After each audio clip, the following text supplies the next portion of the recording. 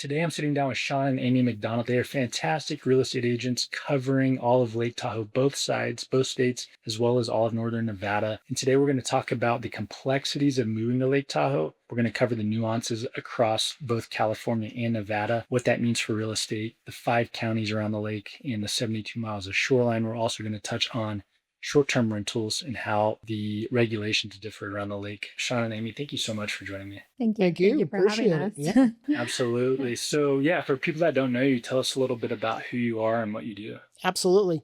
Again, we are both licensed in Nevada and California. We're both brokers, sales folks in Nevada, and then I'm a broker associate in California. Aimee is a salesperson. We service the needs of anybody who's moving to Tahoe. So we've really found our niche in folks that come up with the I want to move to Tahoe people, and are kind of curious about what that means. And so we're able to service the broader area and kind of focus those thoughts and those desires accordingly to where might be the best fit for those who are looking. And we also can go down the hill also in the Reno, Carson City, Minden area too. So we do service that as well. Yeah, Absolutely. you guys are so well versed, being around the lake in all counties and then also in the valley. So talk about for someone who's never been to Lake Tahoe, and how do you even begin to explain what Lake Tahoe real estate means when someone says, hey, I want to move or I want to buy in Lake Tahoe, given that you're actually talking about 2 states, 5 counties, 72 miles of shoreline? Yeah, no, and that's exactly the issue is that folks come up here, they see the beauty, they see the water, and they immediately gravitate to, I want to move to Tahoe. But everybody's definition of Tahoe is different. Across those 72 miles of shoreline, each little town has its own identity, its own little culture, its own little thing which defines it as part of the Tahoe Basin. And so I think rule number 1 is to find out what is it that interests these folks who are interested in moving here. Why are you coming here? What is it that beyond the fact that we have so many different offerings, winter, summer, spring, and fall, there's so many things you could do here. More importantly, what is it that really is what are your goals? What are you looking to do? There's advantages to living on either side of the lake, whether that be Nevada or California. And so the biggest question becomes, first and foremost, what is it that you are looking to do? And that was going to be my exact next question is, when a buyer comes to you and says, I want to live in Lake Tahoe, I want to buy a home in Lake Tahoe, what is the first question that you ask? There's so much to dive into. Yeah. And I think one of the biggest questions, and we see it from the vast majority of folks who are coming here, they may not be fully ready to immerse themselves 100% as their full-time residents. They may be looking to do something as an investment property, or maybe it's a short-term rental or something along those lines. Maybe they're looking for tax advantages. Maybe they are looking for a second home for just themselves. I think to answer that question, it's defining what it is that they want to do and then trying to find that right fit. Absolutely. And you talked about the tax advantages. So beyond the obvious tax differences of California and Nevada, for folks that aren't, I imagine most folks listening are aware, but California's got state income tax. Nevada has no state income tax. Property taxes in Nevada are much lower. What are the lifestyle and regulatory differences that most buyers don't think about until they're already in the process of trying to buy a home? That's a good question. Yeah.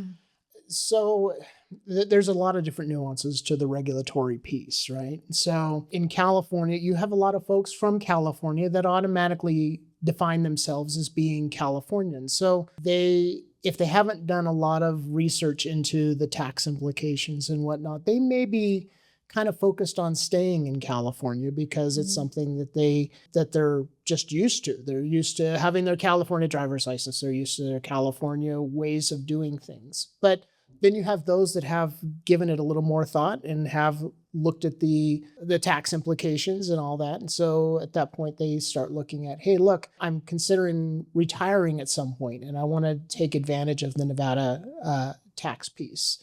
As far as regulations are concerned, if you're looking at, and I realize we'll probably discuss this a little bit further, but short-term rentals, for example, there's different areas that are a little more friendlier to short-term rentals than other areas. If you're looking for possibly developing something or whatever at a later date. There's different areas and different things to consider there too. So a lot of different pieces to a puzzle. And obviously our job is to try to connect those dots and try to get, find the best thing that we can for our clients. Absolutely. Yeah. Walk us through the 5 surrounding counties. What does each county offer? You've got Washoe, you've got Placer, you've got El Dorado, you've got Douglas. What's the 5th one? Carson. Yeah, that's right. Right. And Carson's the easiest. Yeah. So it's just a little. Is that a sliver? Yeah, right? that's a little sliver. Right by 50. Yeah, with maybe a home or two. Okay. Yeah. On it, yeah. Where do buyers tend to land based on what they're looking for, and if you want to walk us through kind of what? Yeah, how you so guys it distinguish? kind of depends. I mean, you have a lot of people that love the city and the nightlife of South Lake Tahoe, where you close by all the shows and the casinos, and it's really kind of fun and fast. And then there's others that want it slow and easygoing, and that's more West Shore. And then, of course, we also have Truckee, which is more kind of just a slower, laid back kind of style. And then Incline Village is just, it's like its own little paradise. And so with the Incline Village privileges that a homeowner gets. So it kind of depends on what lifestyle I think a buyer is looking for. Yeah, and I would agree. I think a lot of times too, it's defining the certain affordability and defining what is a good fit for somebody. Obviously, homes in Incline Village tend to be a little bit more than homes perhaps in South Lake Tahoe. But with Incline Village, you definitely get a lot of the benefits that Aimee was talking about. You get that access, private ownership access to the beaches and just all of the things that Incline has to offer. But yet, things do cost a little bit more in Incline.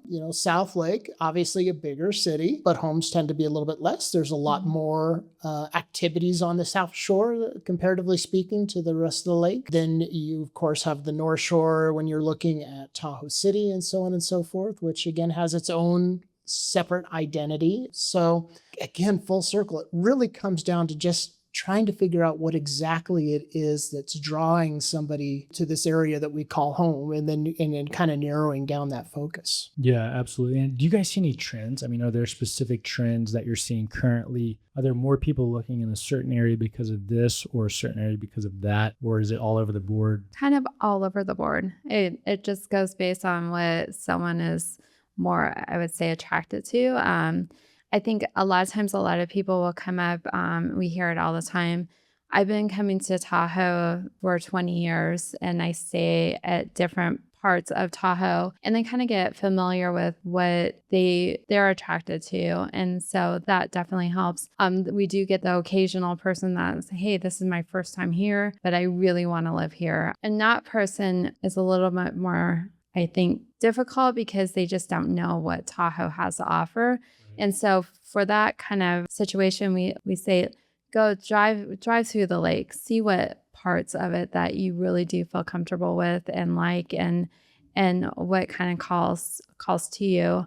That definitely helps. Yeah, each area is so good. I mean, you go to West Shore. West Shore always gives me the feeling of like true rural mountain. Yes, it's green. South Shore is different for the casinos and Heavenly and all that. And then you got Incline. Incline is master plan and it's very, well kept and the defensible space is done really well. And not to interrupt you, but the one thing I would say, building on that is that, again, back to that 72 miles of shoreline, taking the 3.5 hour drive and averaging 35 miles an hour and actually having an opportunity to see each of little area and to better understand that, we try to really, to Aimee's point, really try to focus those who are seeking to live here to give that a try, to say, okay, what is the right fit for you? What is it that you saw that you liked? What didn't you like? So that way we can kind of narrow the search. When there are 4 associations that touch the lake. You have Incline Village Realtors, you have Sierra Nevada Realtors, you have the South Tahoe Association of Realtors, and you have the Tahoe Sierra Board of Realtors.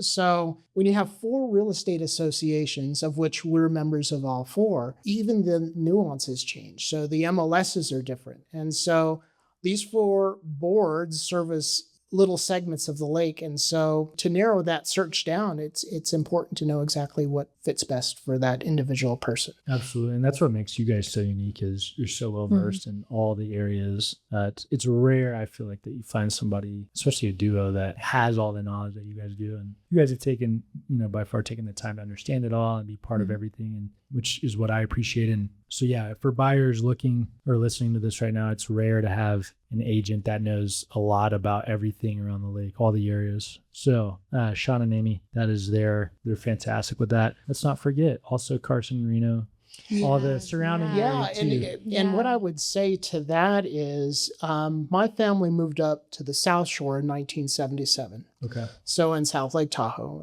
And then I spent my early years in Zephyr Cove and in State Line. Aimee and I have lived in Minden. We've lived in Carson. We've lived in Reno. We've lived in Dayton. We've lived in Fallon. Yeah. And so, it was kind of a running joke when we got into this, is that we understand each of these communities, and we understand the nuances of each of these communities. And we've worked prior to this in each of these communities. And so for us, being able to work together and to serve in these areas and work from a position of knowledge of what each has to offer has been huge and very beneficial to us. Yeah, that's fantastic. I had no idea that you guys had lived all those places too. Yeah. That's totally different than saying, hey, we've lived in a couple areas, but we've done the research. Yeah. It's like, no, you've immersed yourself. Right. And it's good because a lot of clients, they do want to live at the lake.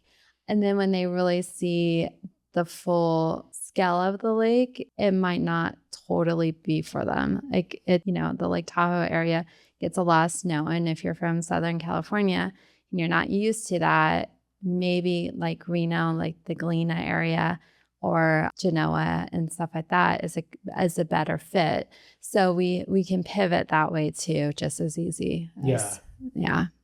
Yeah, you guys, you're going to be the first to say, oh, no, I knew it, like, based on what you're saying. I know the area that you not like. Let's go check that out. There's these little... How'd you know that? Well, exactly. I probably live there. Exactly. Yeah. That's fantastic. You guys having that knowledge is definitely a differentiator. Let's get back into... or let's touch on short-term rental regulations. Yes. Short-term rentals, hot topic right now due to the tax benefits, right? Short-term rental rules around the lake they've been a moving target of sorts in the different areas. Can you give us a snapshot of where things are right now, and which areas are permissive, restrictive, and what's in limbo state? Absolutely. So even the vernacular with short-term rentals is different depending on where you are in the lake. So on the North Shore, we're calling them short-term rentals.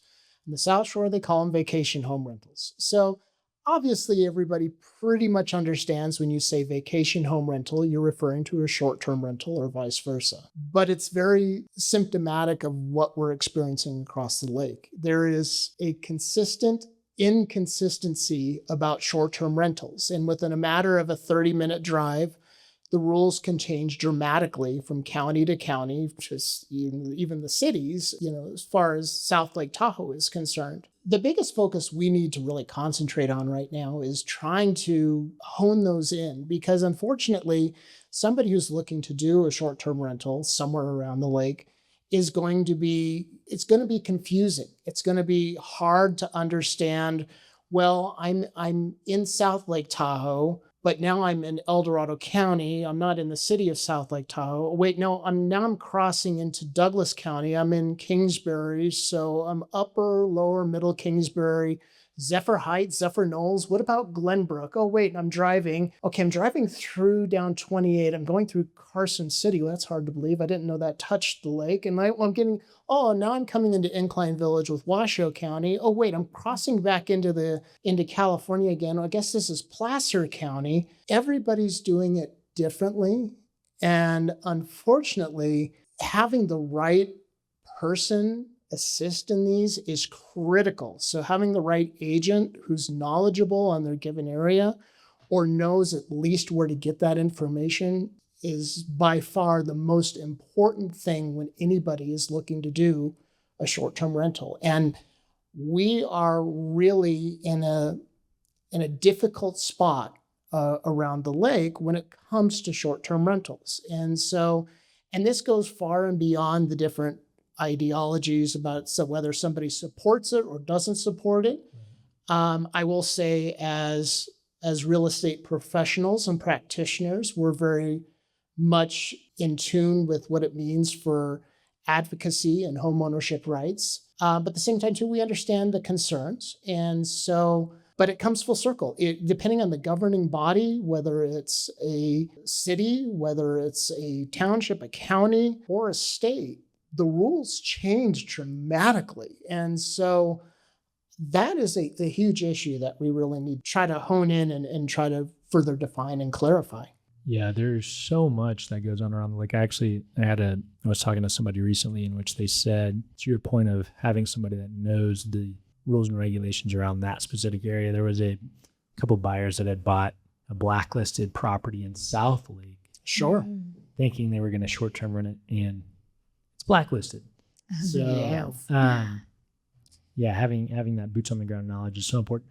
For a buyer who wants to offset, their carrying costs with rental income, what's the single most important question they need to ask before making an offer on a property? I think right from the very beginning, they need to know whether or not they can even do it. We have so many folks that are coming from, out of town, and they're looking at, hey, look, I would like to have a property that I could use myself, a couple times throughout the year.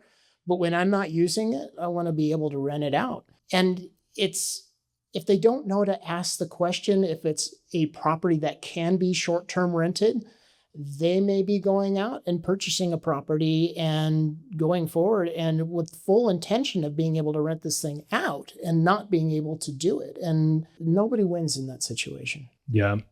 And when you guys look at it, what are you looking at as far as the ability to short-term rent? So first and foremost, we've got the umbrella of the county, whether or not the county allows it. Correct. But then underneath that, you're looking at specific, like let's say, I'm very familiar with condos, right? Some condo associations allow it, some don't. Right. So what is your guys', let's say, funnel of what you look at? Okay, first is the county, then what? And then the permits. Each area has permits that they have to get. Some counties are limited on the permits, right? Yeah. Yeah. So with Douglas County, for example, it's really oriented out to the neighborhood. So you kind of heard me mention a little bit ago about, Zephyr Heights, Zephyr Knolls, Round Hill, Zephyr Cove in general, Glenbrook, lower, middle, upper Kingsbury. So they're going to allocate out to different permits based on those individual areas. And once those are maxed out, they're done. So hold on one second. Yeah. So they're based on individual areas? What's an area? So the Douglas County itself is going to define those areas, and they do have access on their website. So you can take a look and say if there is something, for example, you wanted to do Middle Kingsbury, it gives you easy access to, going into town to the state line corridor. It gives you pretty easy access up to Heavenly. If you want to get to Nevada Beach, you're not far from there. But the question is, have they issued their number of permits that are allowed for Middle Kingsbury? Middle Kingsbury. So they basically draw a line on a map and say this is an area. They get X amount of permits. Yeah. In Douglas County. And you can be on the waiting list, but that waiting list is like unknown how long that will, take before you're finally up to be able to go forward. So it's wow. Yeah. And so that's Douglas. Certain areas have more permits than other areas, or no permits, or a longer waiting list, or shorter. Wow. Okay. Obviously, Incline is probably, so Washoe County with Incline Village is probably the friendliest when it comes to short-term rentals. You had talked about, obviously, HOAs are a big piece there because they're going to define in condominiums whether or not they're going to allow a short-term rental or not to occur in that specific area. But again, questions that need to be asked. You cross into Placer County, it can be kind of a case-by-case basis. There's a lot of moving pieces there. Again, we immediately will refer somebody over to Placer County to have that conversation to make sure that they're getting the right information. When you get into South Lake Tahoe, El Dorado County, you might still have a South Lake Tahoe address, but you're not really in the city of South Lake Tahoe. You're in El Dorado County. El Dorado County has a certain rules and regulations as far as setbacks and so on and so forth with permitting. The corridor, the the casino corridor certainly allows certain type of short-term rentals, and you get outside of that corridor, the rules change. So again, county, city, all of South Lake Tahoe and El Dorado County can be dramatically different too. Again, referring people to the website, making sure that they know the questions to ask and they're asking those questions directly of the resource themselves. So our role is to kind of give a high level overview. But again, we encourage our clients to reach out directly to each of these counties, the cities, the municipalities in general, to ask those questions for themselves. So that way they are informed. There's a lot of nuance for people that are listening, a lot of nuance. You need to work with the right people like Sean and Aimee, right? So, I mean, Tahoe's a unique market, right? Seasonal demand, high second home concentration, out of area buyers galore. How does that affect how you advise clients on timing, negotiating, moving quickly when the right property comes up, all of the things that are involved in a real estate transaction? Yeah. I think just having everything ready to go before you even start searching is super important, because homes, even we see it all the time, homes will stay on the market for a little bit and then all of a sudden they'll just go like really fast. It's a flurry all of a sudden. Yeah. And so, just to be prepared, to be ready is super important, because everybody wants to live in Tahoe. So you have to jump on the right home when it comes up, because it won't last. Absolutely. Especially the well-priced properties. What we've seen lately is if it's well-priced, it goes quick.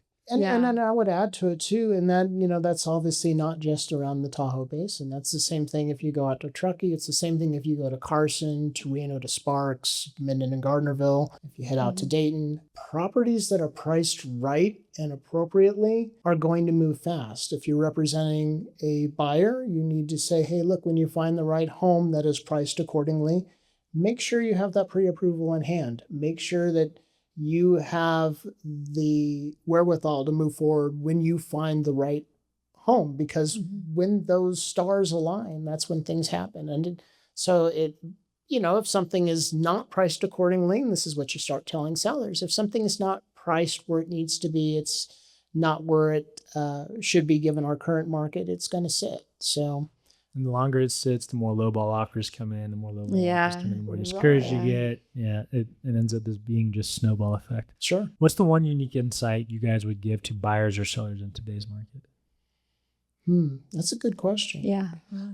The one insight, and I admitted it's kind of self-serving, but I would say work with an agent who understands their given market and the markets that they serve, because they're going to know the right moves to take. They're going to be able to explain the nuances of what it takes to actually purchase or sell a home in that given area. They're going to be able to tell you what you need to do as far as getting inspections, as far as obviously working to get things ready to move and so on and so forth. Having that knowledge base is key.